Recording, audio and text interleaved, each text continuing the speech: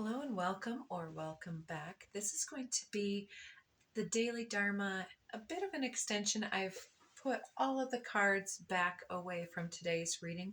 We were talking quite a bit about some unseen blessings that we were perfectly poised, but perhaps unaware of all of the abundance that we were about to land ourselves into because of some leveling up, some newfound decisions and choices, a return to healing, to health, and so on.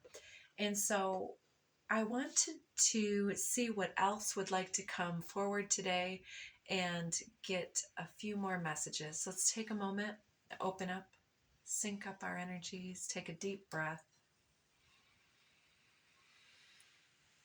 and release any fears, anxieties, worries, dramas, or challenges through the sacred smoke, and intend that God, Goddess, and Source help and assist with those energies while you attend to the messages coming forward today. Let's start out with an oracle card and see what else wants to be shown. This was the deck that showed that unexplained wonder was about to come in, magical blessings, and that we were perfectly poised to receive, and that we needed to love where we were at this moment, which was the crux of the whole message. Instead of setting unrealistic goals and being your own taskmaster, understanding in a different way how to receive and how to be gentle with our energy and to create healthy habits which become routine and then a lifestyle shift and change. Disengage from outcomes. That's great advice. Number 48. Let go so that you can open yourself to the highest love that you deserve. Find ways to release worry or any unresolved lack of forgiveness that you may be holding on to. Again, it seems to be coming through in multiple ways. I 2 days ago recorded a cord cutting ceremony. Mine is different than you would probably find other people doing. The simplest way to do this is to tie some type of twine or rope around the waist very loosely and then draw the cord forward, intending that this is your karmic connection or situation to another person, place, or thing. And cutting the cord releases us energetically from being enmeshed with that energy any further. So it's very symbolic. So check that out if that seems to be something that you'd like to work with. Interesting. Number 2, diving to new depths. So once you've created the space for release, perhaps, and the disengage from outcomes, especially, it's like when we're so anxious about whether it's like judgment or what will others think if I were fully myself, or what would happen if I switched jobs and went to this other one. Sometimes it's better the devil can be quite an attachment, but also this life-stealing compromise to our legacy and to our fulfillment. And we each have a little bit of a calling here and a mission and drives and motivations. So I think that this disengaging from outcomes can happen so many different ways. Or like, what would happen if you approached the object of your affection? What would happen if you took out a new loan? Or what would happen if you simplified your life and moved into a tiny home, or went on the road, or joined a band, joined the circus? There are all kinds of things that might call to us and appeal to us to have the life that has been so far unlived or unrealized to come into our life. And with this diving to new depths, it's like understanding what it is that underlies our desires, our sensitivities, and our motivations and our drives and our behaviors can really unlock when we become drawn into temptations that sabotage or hold us back, or how we can actually lean into something that we want to bring into our life. So there is a deeper meaning to what's happening. You might be looking at this from the surface and missing what's really going on. Take a moment to pause and to breathe. Allow yourself to dive deeper into what it is that you're feeling about your current situation. And we were talking a little bit about sensitivity earlier as well, something that somebody might have said, whether that's a judgment or a sensitivity that's making you question the messenger, the message, or the self, or some intention or ego level. I think that this is the deeper feelings are trying to liberate us from something that's been holding us back, or keeping some type of distance between self and objective. Enjoying the journey. Yes, that goes so well with disengaging from the outcomes. Do it because it's in your heart, not because you think that you'll get some type of recognition or some type of money. If it's not in your heart, then it's difficult to start, I'm hearing. So enjoy the journey, stay present and flexible. Many changes are going on for you and around you. These changes are not only good, but necessary. Bring your awareness into the now rather than focusing on the past or the future or those outcomes that we spoke about. So being present was actually a huge part of the previous message, and how we are appreciating where we're at, how far we've come, or just falling in love with our person and our placement in our beingness as we are, forgiving ourselves for not being some unrealistic, unrealized perfection, but to say that what good would it be if we were already perfect? We'd have nothing to do. It would be so boring.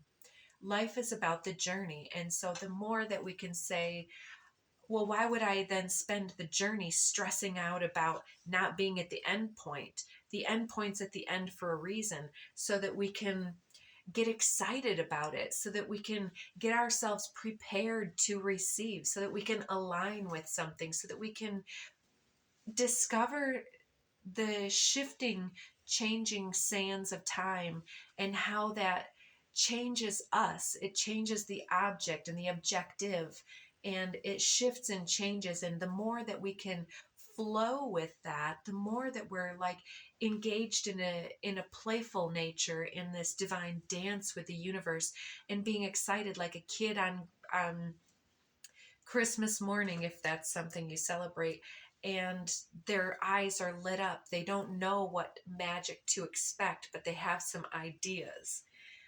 And then we have 41, convey your meaning. Reflect on the way that you communicate with others and with yourself. Be sure to express your thoughts and feelings from your heart and with respect and sincerity. Anything worth doing is worth doing from the heart, like we said. And part of this too, with that expressing thoughts and the way that we communicate, particularly with ourselves, is again bringing me back to that self-love level about, if we can learn to be gentle with ourselves, then we will want to be gentle with others. We'll practice that in real time, and then it'll become the routine that becomes the life again. And so when we are speaking things into existence, we don't want to concentrate on everything that's wrong, like, oh, I like chocolate too much, if that's your thing, or salty, or whatever. I like partying too much. I like pizza, whatever. It's like, if you can focus on those things, then you're going to keep on thinking, oh, well, pizza does sound pretty good. But when we look to what are we trying to call into our life, it's like every once in a while, those choices are fine. All things in moderation. And if I choose that, then I choose that at that time. fearlessly and happily, because pizza can be amazing, right? Ice cream, whatever, fill in the blank. It doesn't have to be food. You can tell sometimes I'm a Taurus. So, to convey our meaning to ourselves, it's like, what do you really mean? It's like, do we really want to lose 5 pounds? Or do we really want the feeling of under of really embracing the self and being like, I feel good in my own skin. I would wager a guess that if we lose 5 pounds, that then we might want to lose 5 more pounds. We might want to tone up an area. We might want to this, and that, and that. And so longing begets longing, but acceptance begets openness, ready to receive, open and ready to receive all the wonders of the universe. And so communicating with yourself can happen on so many levels. Like self-acceptance, self-love is so interconnected and interwoven to everything that manifests in our life, in our ability to feel good in our skin as we are. So I guess that's what we're talking about today. But I think that you also have an objective with that disengaging from outcomes, some type of choice or opportunity, and really needing to say or state something about whether it's your boundaries or your expectations or about who you are. Your full, authentic self-expression, and not being too worried about how you will be recognized or projected upon, because people are going to do that no matter how successful or unsuccessful you may appear to them or to yourself. So you may as well feel amazing while you're doing it by manifesting what you truly desire. We have integration on the bottom of the deck, and in this reading, it appears that we're really integrating the intentionality behind the words and recognizing the vibrational resonance and the frequency of whatever it is that we are thinking, feeling, perceiving, believing into beingness with every moment. And so integrating this also requires us to look at our past, whether that's early childhood situations that were challenging, or different types of conditioned behavior or expression, or just understanding that who we were at one time has shifted. Like I can see this within my own closet, for instance, my wardrobe. I look at various things I used to wear and I'm like, I love this. I don't want to get rid of it. But then, you try it on and it's like, oh, well, maybe those jeans will fit next season. But jeans go in and out of fashion. So it's like, this is kind of just a symbol of how it is when we just kind of like energetically push things into the corner to get dusty instead of repurposing and simplifying and releasing. And yeah, again, with that Taurus energy, with Uranus is still retrograding at 23 degrees, 41 minutes approximately. And I think by spring or summer this year, soon enough after these last 7 or so years, it will be moving into Gemini, and it will get out of our body and it'll start really transforming more of our mind, spirit, and our communication, our dialogue. And so we're starting to get that foreshadowing of how it feels when we speak different ways to ourselves and otherwise. I'm seeing that card in here about when's the last time that you addressed yourself as beautiful, magnificent, sublime, or otherwise, because it counts, and it says P.S. Hubba Hubba counts or something like that. Be true to yourself. Value somebody's playfulness and fun-loving behavior, that yeehaw quality. Love is never in vain. There it is. That's the one. Thank you, Spirit. Just curious, when was the last time you looked in the mirror and addressed yourself as gorgeous, magnificent, or sublime? It matters. Here's looking at you, gorgeous, the universe. P.S. Okay, hubba hubba counts.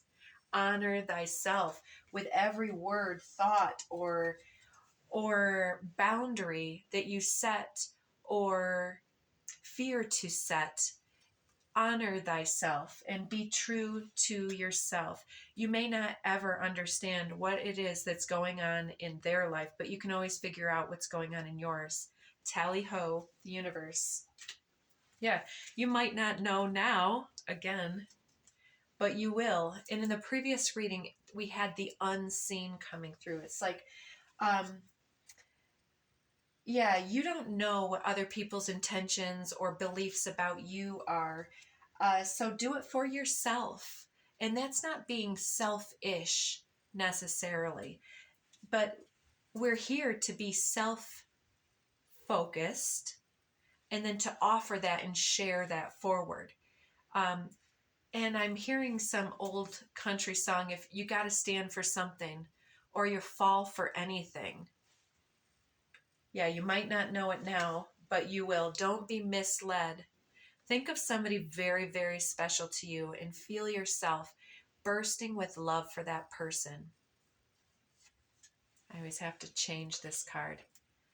And then imagine yourself drenching yourself in that same love. The card reads, now mentally shower, drench, and soak them in that love. Now mentally shower, drench, and soak yourself in my love or the divine's love.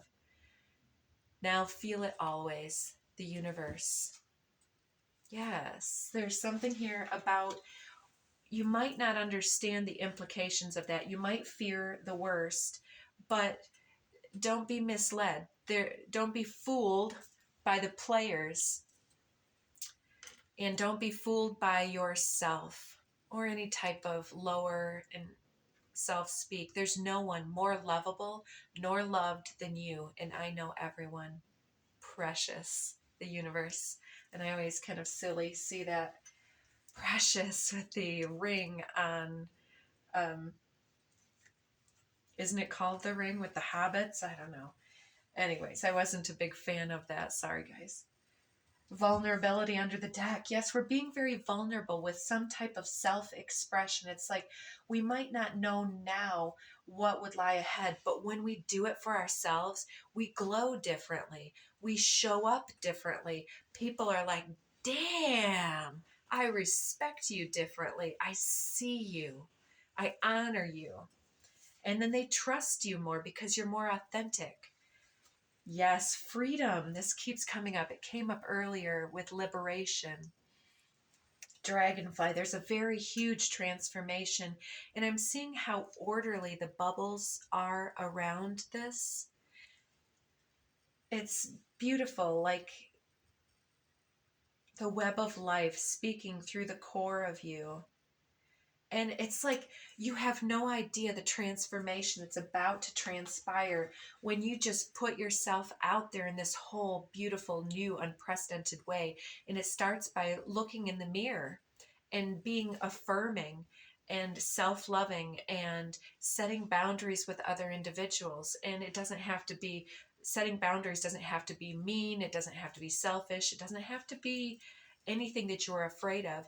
It can be, I've been practicing this in recent years, and sometimes it can be, I am so sorry that I told you that I wanted to go out tonight, but unfortunately I have had a crazy day, or I have got a lot on my mind, and I just don't know if I feel like going out. Or then maybe there's this option, do you feel like coming to me?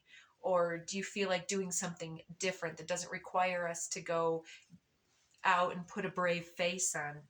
There's ways to integrate setting boundaries and communicating with other individuals from that sense of being gentle with ourselves.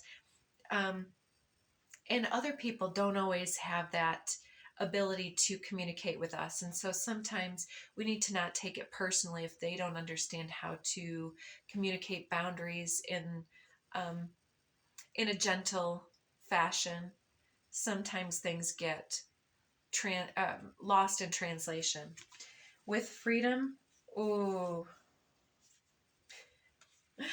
I want to do these this way. We've got the sacral chakra, the core of creation, again with that shame, guilt, and bonding, expectations, the emotional psychic waters, and healing that, again with this snake energy too. This is going to be the year of the snake. It's not quite upon us yet, but there's this rebirth of self-love happening here at the core of the sacral chakra, helping you to feel more inspired and more creative and more self-expressive in this way, redefining yourself, expressing yourself in a fearless way, giving yourself the freedom to transmute any lower vibrational essences and fears, anxieties, any of that, any thoughts or otherwise. Transmutation is really talking about shifting those vibrations from the lower into the higher, spinning some type of lead or straw into gold. And so you're really doing this powerful transformation. And so it may be important for you to take time with yourself, with the guidance of the divine, and however that looks to you, time to really plug into your consciousness. And for some of you, you may have sleep disturbances that are evidence that you're being called awake at a specific time or after a certain dream in some way, because the universe is trying to give us downloads at various times. A lot of times this happens in our sleep because we're in a very receptive space and time. What else are we going to do in the middle of the night except sit there and wish that we were sleeping? And what I told somebody yesterday is that this does not often happen to me, but when things are going on, like right now we've got this huge geomagnetic solar storm incoming, assaulting the earth with all these very intense energies. And this is very intense for many individuals to process and to integrate these various energies. Staying grounded, present, and taking time to unplug is very important. Self-care, not letting yourself get too overstimulated or stretched too thin with demands or burdens.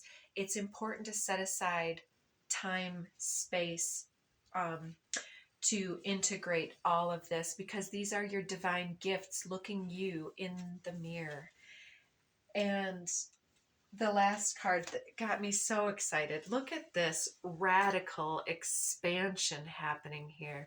So with radical expansion, I see this as when your energy is all collected back to the self and not stretched too thin, not cast forward in projections, judgments, or fears, anxieties, or obligations, burdens, to-do lists, and so on. When we, or yeah, let's keep it simple.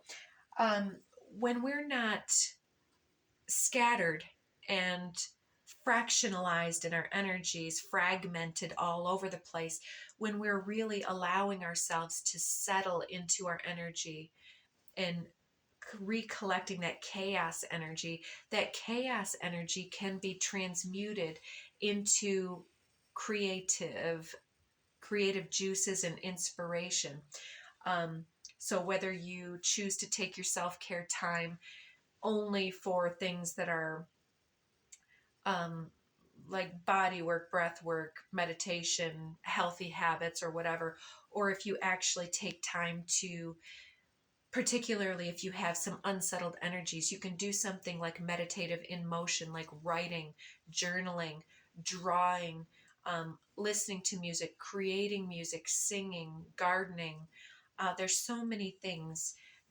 Doing some type of crafting or weaving, or a lot of people do different things. all of those things help to focus and center our energy. So during that self-care time, it could be an opportunity to get to work on some projects that we've been putting off as well. So if you are called to cancel on some type of plan or call in sick to work for a self-help, self-care day, then many of you maybe perhaps should do that. Because I think that with vulnerability here, if we're not prepared to take the time to integrate fluctuating chaotic energy, it can leave us energetically vulnerable and sensitive to mood fluctuations that don't feel good, anxiety, depression. It can leave us vulnerable to sickness. Because if you will not slow down, quite often the universe will kind of force you by giving you some type of resistance energy, something to slow you down and force you to take a break. You know, often if you are like, oh no, I'm my big thing is I'm Wonder Woman, I'm just going to keep going and then I'll get a cold or something. And it's like, I can't keep going. Or last summer, I got a big back injury early on in the year, and the whole year was really characterized by that limitation. However, I tried to be more aware of how that necessitated me to reimagine the way that I was making money, the way that I was utilizing and appropriating my time and energy, and how I was using my literal body. Like, I'm out here lifting things 10 times what I probably should. Maybe that's exaggerated. But, you know, I will carry things that could literally fall on top of me. And I've done this many times. Universe has sent me clear messages, and energetically many of us continue to do this type of thing. So I think that this is where it's like you need to really determine for yourself where your liabilities and threats lie and how you would choose to shift that into something that honors you a little more. Because you could really hurt yourself doing the things that I've done. And so that's just one example.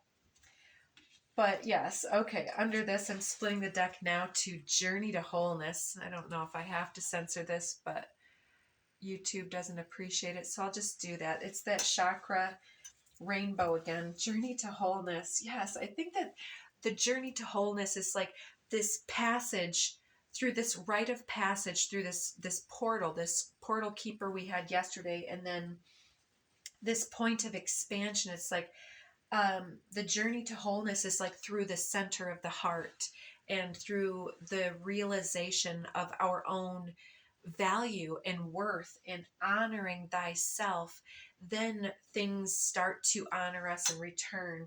And that wholeness again, integrating all of that mastery of the vulnerable essence is like how we gain this rite of passage, is to not care as much about other people's perceptions as much as we care about the journey, about living from the heart space and doing it for the right reasons and feeling everything that we want to feel on this journey. And so again, with that expansion, once we recollect all that power, it's like our energy becomes bigger. It becomes more influential. And when we walk down the road and people perceive of us, our energy used to be very small, unassuming, but now we can, be walking the streets, and that expanded energy is like, it's got a certain glow. Yeah, the glow differently. You glow differently from this point. And that expansion is like you really conjuring this from everything that has just transpired. And it's like this year in review. I see you just kind of like having this celebratory morning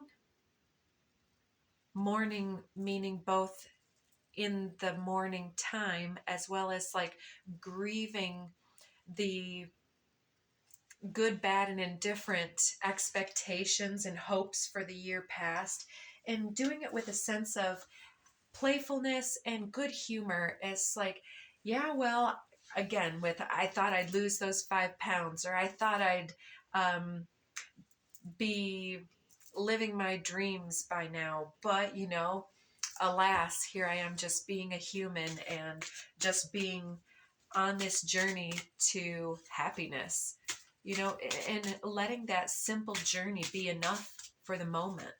I think that's a beautiful way to be. Again, with the divine assistance and return of spirit, which is the namesake of the deck. So we're getting assistance to get back into our spiritual commitments and pursuits.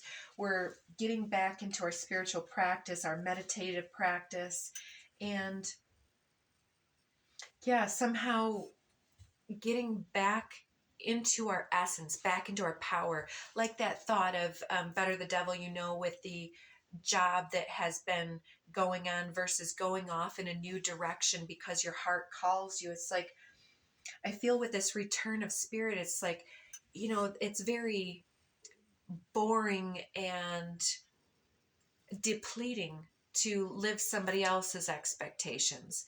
But when we do it for ourselves, when we honor ourselves and we're like, you know, it's suddenly a holy hell yes, I'm going to do the damn thing.